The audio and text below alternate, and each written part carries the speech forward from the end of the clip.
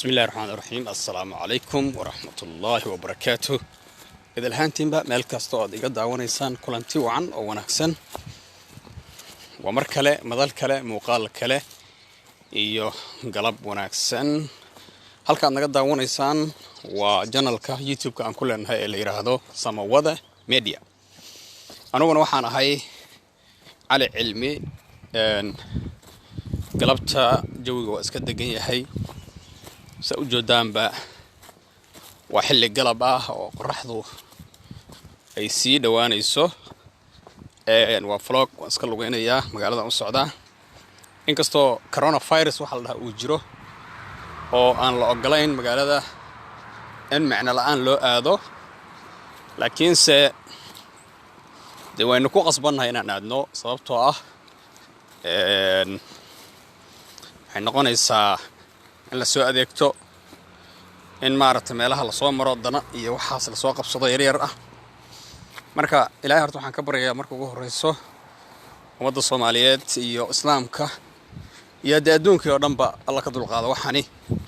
cudurkan la yiraahdo coronavirus ee dhibaatada badan ku hayo adduunka oo dhan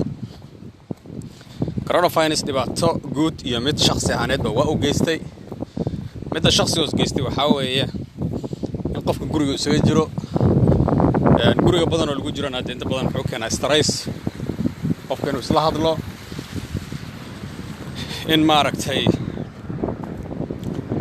qofka wareero laakiin qofka oo maaragtay baxo oo saaxiibada soo sheekaysto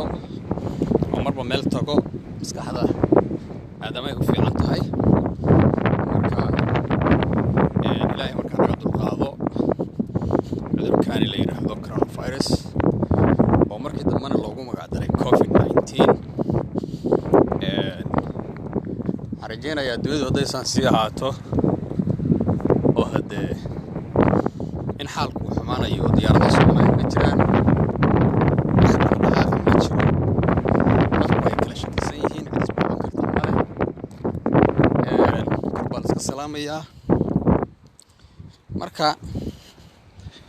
ilaahay naga dulqaado runtii adduunka dhibaato badan buu geystay oo waxa weeye dadku waa wareereen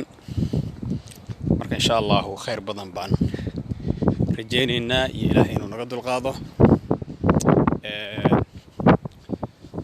مركو عن رباينا أسوجود ولا ليال نمد الصوماليات الملك استوى جوجان بحرت مركو ورئيسه إن أي كد دالان بريادة أبى إن أي سن ريال سن رنتي عذر كان خطر إنه يحي وخطر عذر كاني قف كستون كل عكرة مسلم يجالبا marka Soomaalidu marka inta badan waxay caan ku yihiin inaysan awaamirta dhageysanin oo aysan waxba maqlin baa lagu tiriyaa oo yihiin dad aad u dhaga adag laakiin walaalayaal waxaan kula talinayaa arrintaasi ka waantooba aad isku dadaashaan inaad maaragtay awaamirta dawladaha la joogtaan wadamada qurbaha kuwa joogo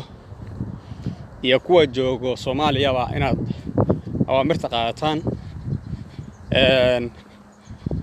runtii dadka Soomaaliya jooga cid caawinaysa male cid lacag siinaysa male inkastoo dawladdan maqlay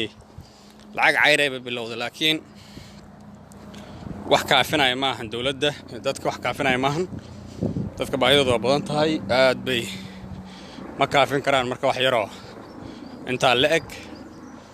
marka amawraha qaateeno talooyinka dawladda u soo joodinayso ha qaateen si ay uga digtoonaadaan cudurkan halista badan dhanka kale bisha Ramadaan ee barakeysneed baa soo gashay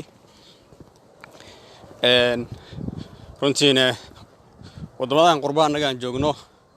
bisha Ramadaan baa dadka Soomaaliya jaaliyadaha waxay ahayd runtii meelaha ugu wanaagsan isku arkaan gaar ahaan waxay aad isugu arki jireen